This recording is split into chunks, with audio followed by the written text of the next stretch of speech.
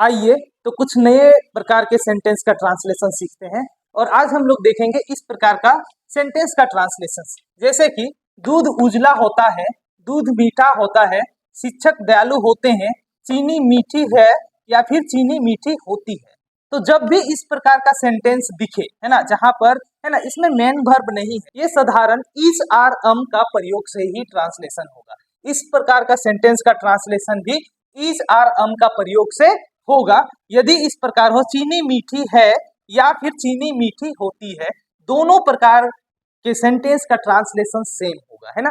Is are अम का प्रयोग करके ही ट्रांसलेशन होगा। तो दूध उजला होता है या फिर हम लोग बोल सकते हैं दूध उजला है ना।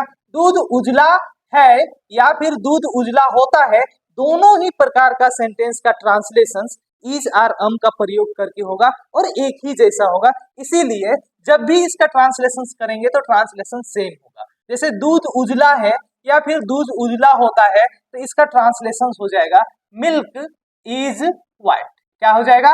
मिल्क इज व्हाइट हो जाएगा, है ना। तो मिल्क इज व्हाइट दोनों का ही ट्रांसलेशन होगा। यदि मिल्क इज व्हाइट हमारा इंग्लिश में लिखा हुआ है और इसका हमें हिंदी ट्रांसलेशन करना है, तो दोनों ही मतलब निकलेंगे और दोनों ही मतलब हमारे लिए सही होगा। मिल्क इज व्हाइट, इसका यदि हम हिंदी ट्रांसलेट करेंगे तो हिंदी हमारा दूध उजला है तो भी हमारा सही होगा। और यदि हम इसका ट्रांसलेट करते हैं, है ना, हिंदी में दूध उजला होता है तो भी सही होगा, क्योंकि दोनों प्रकार का जो सेंटेंस है, दोनों प्रकार का सेंटेंस का ट्रांसलेशन, है ना, इज आर अम का प्रयोग करके ही होता है और एक ही जैसा होता है। तो चलिए हम अगला एग्जांपल्स देखते हैं। इसी प्रकार दूध मीठा होता है, तो हम इसका ट्रांसलेट करेंगे तो क्या होगा?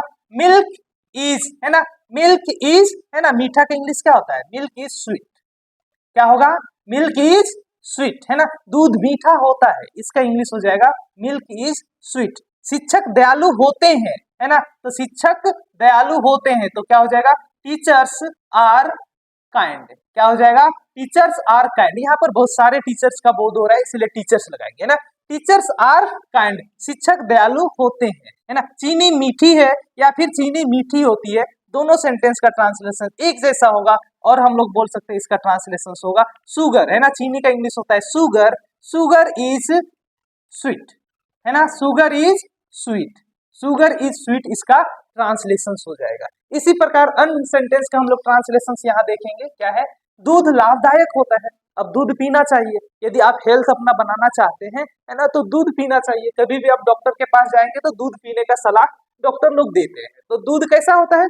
लाभदायक होता है। तो लाभदायक का इंग्लिश होता है यूजफुल। तो हम लोग इसका ट्रांसलेशन क्या करेंगे? कैसे होगा? Milk is useful. क्या होगा? मिल्क इज यूजफुल, है ना, मिल्क इज यूजफुल। आम मीठा होता है, तो आम का इंग्लिश होता है मैंगो, ये हमारा सब्जेक्ट के रूप में हो जाएगा, है ना। तो क्या होगा हमारा? Mango is sweet, mango is sweet. इसी प्रकार गरीब ईमानदार होते हैं, तो गरीब ईमानदार होते हैं, इसका ट्रांसलेशन हो जाएगा द पुअर, है ना, द पुअर इज ऑनेस्ट। क्या हो जाएगा? द पुअर इज ऑनेस्ट, गरीब ईमानदार होते हैं। ऑनेस्ट का हिंदी मतलब होता है ना, ईमानदार। ईमानदार का इंग्लिश होता है ऑनेस्ट। तो द पुअर इज ऑनेस्ट। कोयला काला होता है, तो कोयला का इंग्लिश होता है कोल, है ना। ये सब्जेक्ट है हमारा, सब्जेक्ट के बाद हेल्पिंग वर्ब लगाएंगे। हेल्पिंग वर्ब में क्या लगेगा? Call is black. क्या हो जाएगा? कॉल इज ब्लैक, है ना, कोयला काला होता है। तो इस प्रकार का सेंटेंस का ट्रांसलेशन आप लोग ध्यान रखें।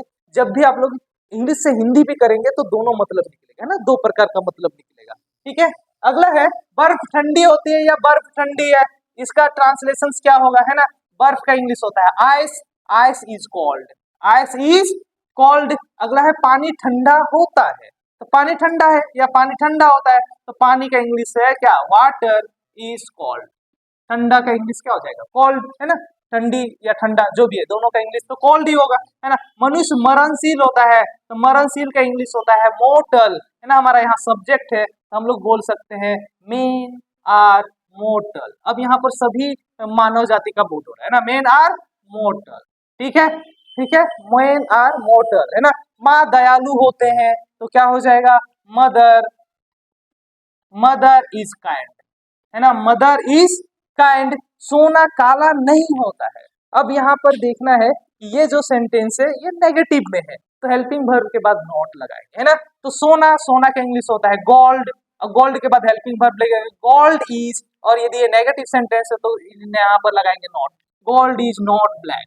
क्या हो जाएगा, गोल्ड इज नॉट ब्लैक, है ना। क्या बच्चे बुरे होते हैं, अब ये सेंटेंस हम लोग देखेंगे तो ये सेंटेंस हमारे इंट्रोगेटिव सेंटेंस है ना। तो क्या बच्चे बुरे होते हैं, तो बच्चे का इंग्लिश हो जाएगा चिल्ड्रेन, और चिल्ड्रेन हमारा प्लूरल है, प्लूरल के साथ हम लोग आर लगाएंगे। अब ये हमारा इंट्रोगेटिव है इसलिए आर हम लोग क्या कर देंगे, स्टार्ट में लाएंगे। क्या हो जाएगा, आर चिल्ड्रेन बैड, बैड का मतलब बुरा होना, है ना। आर चिल्ड्रेन बैड, क्या बच्चे बुरे होते हैं। तो इस प्रकार का सेंटेंस याद रखें कि यदि इस प्रकार का सेंटेंस आपको दिखे, है ना, कहीं भी, तो उसका भी ट्रांसलेशन इज आर एम का प्रयोग से ही होता है।